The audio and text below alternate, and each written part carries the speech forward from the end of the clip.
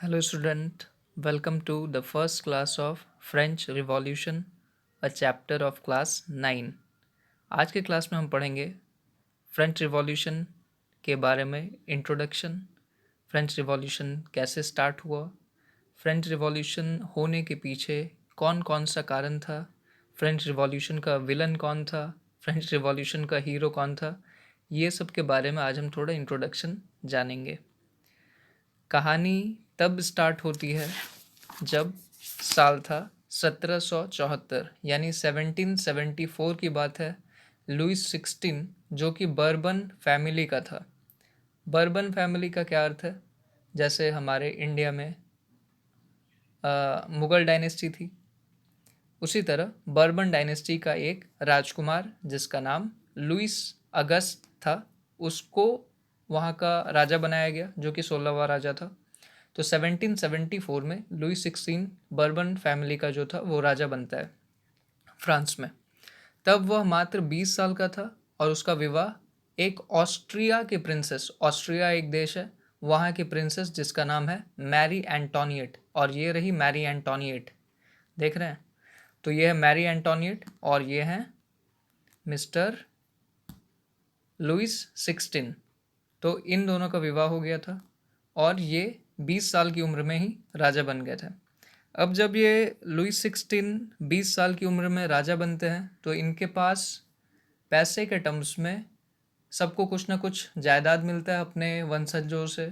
इनको मिला था तो खाली जायदाद, मतलब खाली खजाना, इनको पैसे के नाम पे मिला था कुछ नहीं, ठीक है? क्योंकि इनके पहले जितने भी राजा थे उन्होंने इनके लिए कुछ भी नहीं छोड़ा था किंग लुइस 16 के लिए। और तो और किंग लुइस 16 की आदत ऐसी थी कि ये बहुत ही खर्चीले स्वभाव के थे। ये बहुत ज़्यादा पैसा अपने राजमहल पे खर्च करते थे। रानी बहुत ज़्यादा पैसा अपने मेकअप पे खर्च करती थी। एक टर्म होता है इंग्लिश में, उसको बोलते हैं extravagant. So they were extravagant, both the king and queens were extravagant. तो जब किसी देश का राजा इतना ज़्यादा खर्चीला होगा और उसके पास खजाने में भी कुछ नहीं बचा है तो वैसे देश में जनता परेशान हो जाएगी। तो अभी तक आप समझ चुके होंगे कि फ्रेंच रिवॉल्यूशन होने के पीछे जो विलन था वह कौन है। एक तो पैसे की तंगी थी यानी कि इकोनॉमिक क्राइसिस, दूसरा राजा का एक्स्ट्रा वैगेंट होना भी इसमें कारण है। राजा रानी दोनों एक्स्ट्रा वैगेंट थे, बहुत ही खर्चीले थे, ठीक है? इसके चलते जनता को बहुत सारी तकलीफ़ें आ रही थी। अब देखते हैं आगे क्या हुआ। लुई 16 के बारे में थोड़ा डिटेल में समझने की कोशिश करते हैं। Louis 16 was the last king of France before the fall of the monarchy during the French Revolution. Louis 16 आखिरी राजा थे फ्रांस के जब वहाँ पे मोनार्की ख़त्म हो रही थी। मोनार्की का मतलब होता है जब हायरार्कियल सिस्टम होता है जिसमें एक राजा का बेटा राजा बनता है, ठीक है? तो उसे हम मोनार्की बोलते हैं। तो लुई 16 जो था वो आखिरी राजा था फ्रांस का और उसके बाद से वहाँ पे डेमोक्रेसी आ गया, ठीक है? He was 20 years old when he became king of France and was married to the Austrian princess Marie Antoinette. वह उस समय 20 साल का था और उसका विवाह हुआ था किससे? उसका विवाह हुआ था मैरी एंटोनिएट जो कि ऑस्ट्रियन प्रिंसेस थी। Louis was ill-willed, lacked decision-making skill, extravagant, and only taxed the member of third estate and made their life miserable. Louis 16 वो इल विल्ड था, मतलब उसमें उसकी बहुत सारी बुरी आदतें थी, उसमें डिसीजन मेकिंग कैपेसिटी बहुत कम थी और वह एक एक्स्ट्रा वैगेंट यानी अभी बताया था मैंने जो खर्चीला स्वभाव का व्यक्ति होता है वह वैसा व्यक्ति था। और वो केवल और केवल थर्ड स्टेट के मेंबर्स के ऊपर टैक्स लगाता था और उनके जीवन को उसने हेल बना के छोड़ दिया था। उनका जीवन एकदम मिजरेबल था, उन पे सभी चीज़ का टैक्स लगता था। घर में कितने खिड़की है इस बात पे भी वो टैक्स लगाता था, अलग अलग प्रकार के टैक्स लगाता था, जिसके चलते वहाँ पे जो थर्ड स्टेट के मेंबर थे उनके साथ बहुत ज़्यादा परेशानी होती थी उनको। अब ये स्टेट क्या है समझते हैं। जैसे हमारे यहाँ पे वर्ना सिस्टम में 4 डिवीज़न था, ब्राह्मण्स, क्षत्रिय, वैश्य, शूद्र। तो वैसे ही फ्रांस के अंदर लोगों को भी 3 भाग में डिवाइड किया गया था। वे लोग 3 टाइप के थे, first state, second state, third state. जो फर्स्ट स्टेट के मेंबर थे वे क्लर्जी के मेंबर से, उनको क्लर्जी बोला जाता था। जो सेकेंड स्टेट के मेंबर थे उन्हें नोबिलिटी कहा जाता था। और थर्ड स्टेट के मेंबर थे वे मर्चेंट होते थे, लॉयर्स होते थे, बड़े बिजनेसमैन होते थे, पीजेंट्स होते थे, आर्टिसंस होते थे। मर्चेंट यानी कि जो व्यापार करते हैं, लॉयर वकील, बड़े बिजनेसमैन जिनका बड़ा बिजनेस होता है, peasant and artisans. Peasants and artisans का मतलब है जो किसान होते हैं, ठीक है, और आर्टिसंस जो आर्टिस्ट वाले काम करते हैं, जैसे कोई पॉटर है, वो सब। और छोटे peasants, small peasants, landless labourer, servant. तो ऐसा समझ लीजिए इंडियन टर्म्स में अगर समझे थोड़ा, कि अगर फर्स्ट स्टेट की सैलरी 2000 थी, सेकेंड स्टेट की सैलरी 1000 थी, तो थर्ड स्टेट की सैलरी लगभग 100 रुपये थी। इतना ज़्यादा डिफरेंस था, ठीक है। मतलब गरीबी सबसे ज़्यादा थर्ड स्टेट के लोगों में थी। फर्स्ट स्टेट और सेकेंड स्टेट के लोग जो थे वो लोग बहुत ही प्रॉस्पेरस लाइफ व्यतीत करते थे। उनके पास बहुत ही ज़्यादा अच्छी कंडीशंस थी, ठीक है, रहने के लिए सब चीज़ था। और जितना भी जुल्म होता था वो केवल और केवल थर्ड स्टेट के मेंबर्स पे होता था, और किसी पे भी ऐसा जुल्म नहीं होता था। तो ये सारी दिक्कत किसके साथ थी? ये सारी और सारी दिक्कत जो थी वो थर्ड स्टेट के मेंबर के साथ थी, और किसी भी लोगों के साथ ऐसी दिक्कत नहीं थी। तो ये सारी चीज़ें होती है। उसके बाद हम आगे समझते हैं।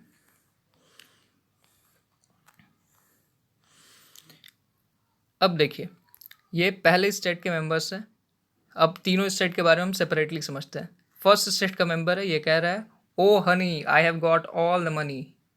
ओ honey I have got all the money, यानी कि मेरे पास पूरा पैसा है, और तो और मैं टैक्स भी पे नहीं करता। आई don't pay tax, I don't pay tax, मुझे पैसे भी पे करने की ज़रूरत नहीं है, मैं पैसा भी पे नहीं करता हूँ।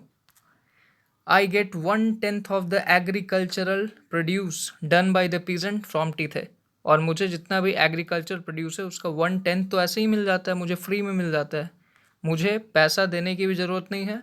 उल्टा मुझे 1/10 ऑफ द एग्रीकल्चर प्रोड्यूस मुझे थर्ड स्टेट के मेंबर खुद घर आके पहुंचा के जाते हैं। इसकी इतनी शान है, इतनी शौकत है।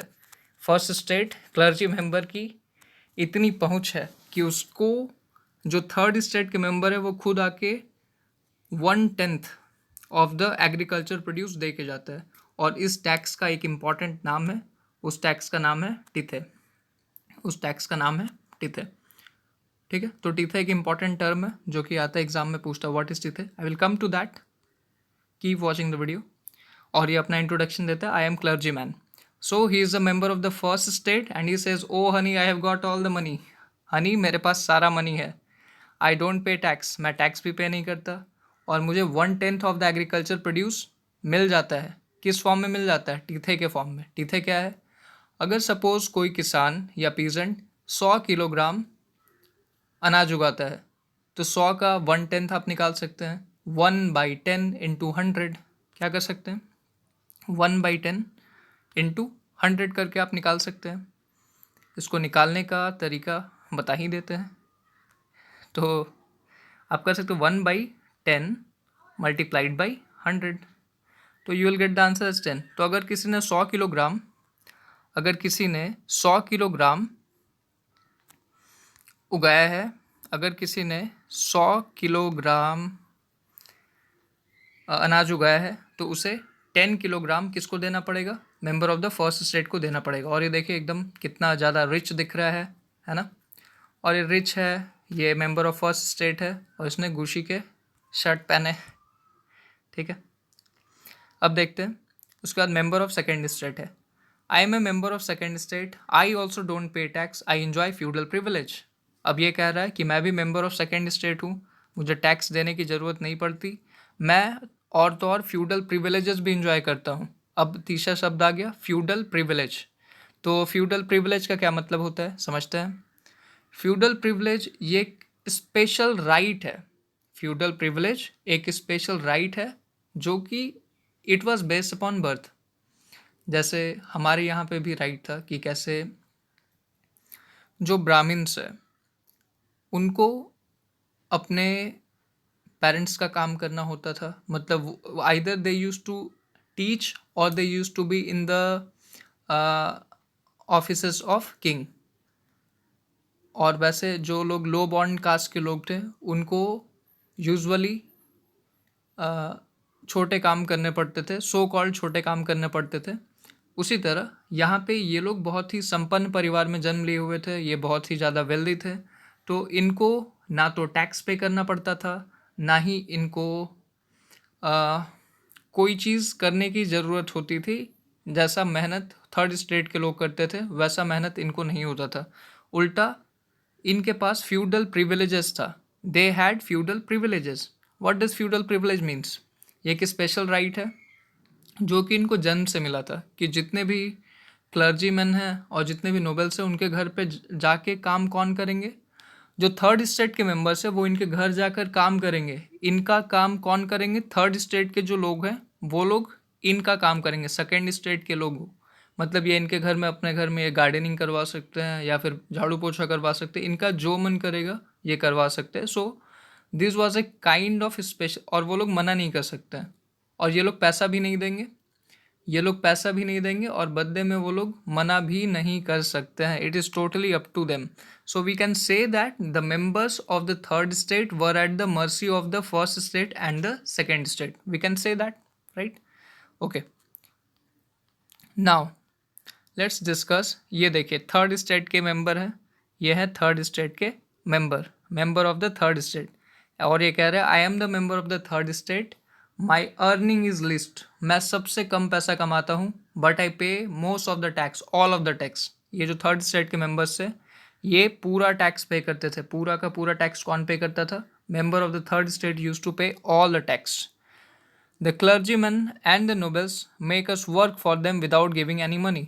जो क्लर्जीमैन है और नोबल्स हैं हमें पैसा भी नहीं देते हैं और हमसे बहुत सारा काम करवाते हैं।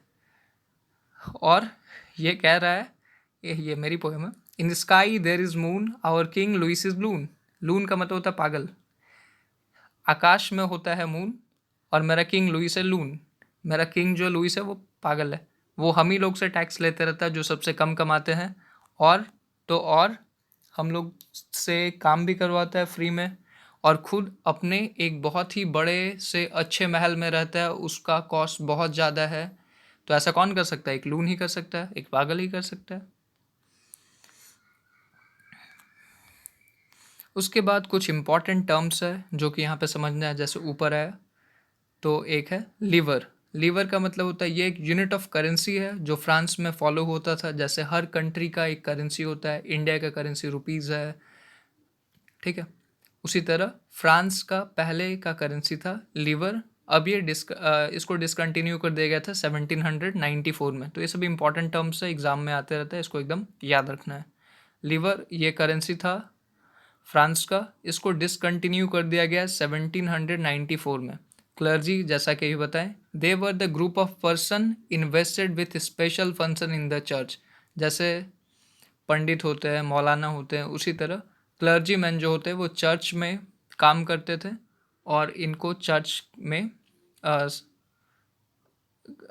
ये कुछ स्पेशल फंक्शंस करते थे, चर्च के रख रखाव का काम करते थे। और चर्च में जितना ही पैसा आता था, चर्च में बहुत पैसा आता है, तो they use to be one of the richest section of the society in France. उसके बाद टिथे। टिथे क्या है? टिथे एक टैक्स है जो कि चर्च लेती थी, और चर्च को क्या करना होता था? 1/10 of the produce was 1/10 of the total tax use to went to the church. उस मतलब जो अभी बताए थे कि अगर 100 kg ऑफ वीट प्रोड्यूस हुआ है तो उसका 1/10 यानी कि 10 किलोग्राम सारा पैसा चला जाएगा किसके पास? चर्च के पास। सिमिलरली अगला टर्म है taille. Taille is a tax which is paid directly to the state. Taille एक टैक्स है जो कि डायरेक्टली पेड होता है स्टेट को। ये एक फॉर्म ऑफ टैक्स है। ये जितने भी टर्म्स है आप पेज नंबर 4 NCERT में देख सकते हैं, ठीक है। वहाँ पे येलो बॉक्स में बॉटम पे दिया हुआ है, तो आप वहाँ से भी पढ़ सकते हैं। उसके बाद है सबसिस्टेंस क्राइसिस। सबसिस्टेंस क्राइसिस ये बहुत ही इंपॉर्टेंट टर्म है। एग्ज़ाम के पर्सपेक्ट से, और अभी करेंटली हम लोग देख सकते हैं कि सब्सिस्टेंस क्राइसिस का मतलब क्या होता है।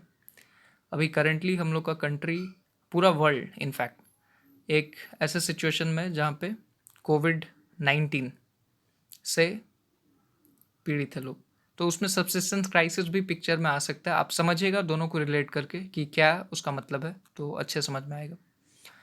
Subsistence crisis, an extreme situation where the basic means of livelihood are endangered. ये एक ऐसा एक्सट्रीम सिचुएशन है जिसमें basic means of livelihood endangered हो जाते हैं, लोग परेशान हो जाते हैं, लोग के ऊपर इतनी मुसीबत आ जाती है कि उनका बेसिक मीन्स ऑफ लिवलीहुड का मतलब होता है कमाने का ज़रिया, तो उनका वो कमाने का ज़रिया भी ख़त्म हो जाता है, उनका जो वे होता है कमाने का वो भी ख़त्म हो जाता है। जैसा कि अभी हो गया, बहुत सारे लोग अनएम्प्लॉयड हो गए हैं, जो डेली वेज लेबरर थे, जो फैक्ट्रीज़ में काम करते थे, वो सब अनएम्प्लॉयड हो गए थे। और जब भी अनएम्प्लॉयमेंट होगा तो उसका बहुत सारा कॉन्सिक्वेंसेस होता है। क्या कॉन्सिक्वेंसेस मतलब रिजल्ट होता है। जैसे अगर कोई अनएम्प्लॉयड हुआ तो उसको फिर खाना नहीं मिलेगा, खाना नहीं मिलेगा तो उनका बॉडी वीक होगा, उनका बॉडी अगर वीक होगा तो नंबर ऑफ डेथ इंक्रीज हो जाएंगे कंट्री में, तो इससे पब्लिक का डेथ होगा, तो फिर पब्लिक क्या करेगी, रिवॉल्ट करेगी तो राजा को डिथ्रोन भी कर सकती है, जैसा कि इस केस में हुआ, फ्रेंच रिवॉल्यूशन के केस में हुआ। तो अब सब्सिस्टेंस क्राइसिस को थोड़ा सा डिटेल में समझते हैं। यहाँ पे पेज नंबर 6 एनसीईआरटी में एक टेबल दिया हुआ है जिसको भरना है। अब भर के देखिएगा, हम यहाँ पे एक्सप्लेन कर देते हैं। देखिए यहाँ पे दिया हुआ है बैड हार्वेस्ट। अगर कभी भी बैड हार्वेस्ट होगा तो इसका आउटकम क्या होगा, स्कार्सिटी ऑफ ग्रेन। सबसे पहले अगर ठीक से खेती नहीं हुई तो फसल भी नहीं कट पाएंगे, और फसल नहीं कट पाएंगे तो ग्रेन्स की कमी होगी। जब ग्रेन्स की कमी होगी तो डिमांड, खाने वाले ज़्यादा हो जाएंगे, और खाने वाले ज़्यादा है, ग्रेन कम है, तो चांसेस क्या है कि फूड प्राइस बढ़ेगा, there will be rise in food price, right.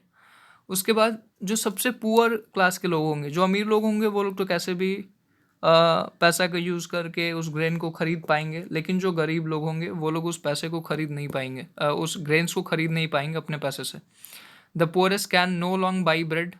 उसके बाद जो अगला आउटकम है, यहाँ पे देख रहे हैं, उसके बाद जो अगला आउटकम है, उसके बाद वेट ब्रश उसके बाद जो अगला आउटकम है कि the poorest can no longer buy the bread, ये होगा, तो उनको ब्रेड खरीदने में दिक्कत होगी। और जब ब्रेड खरीदने की दिक्कत होगी तो हो सकता है कि खाने के लिए लड़ाई पीट हो जाए, लोग सड़कों पे उतर आएँ, विरोध प्रदर्शन करें, और राइट्स होगा तो फिर से लोगों का डेथ होगा। There will be an increase number of death. Similarly when people would not get any food to eat, they will suffer from a weaker body, उनका बॉडी वीक हो जाएगा, और जब बॉडी वीक हुआ तो it may cause disease epidemic, and there will be an increased number of deaths. So in this way this table can be filled, and this is a very important term with regard to this French Revolution. तो ये सारे consequences थे जो shape up कर रहे थे French revolution को, ठीक है। ये सारे सिचुएशन थे जो शेप अप कर रहे थे फ्रेंच रिवॉल्यूशन को ड्यूरिंग द 18th सेंचुरी। तो एक देखा जाए कर्सरी रूप, तो हम लोग first part the French revolution का है जिसको स्टार्ट करना था, वो हम लोग एक इंट्रोडक्टरी पार्ट ख़त्म कर चुके हैं, और आगे के वीडियो में हम लोग इसका सेकेंड पार्ट देखेंगे। आप इसको एक बार अच्छे से देखिएगा, एक बार में अगर समझ में नहीं आया तो रिपीट मोड पे देख लीजिएगा, it will be very fruitful for you. Thank you for giving your time. I hope you will learn something from this. Thank you and have a nice day.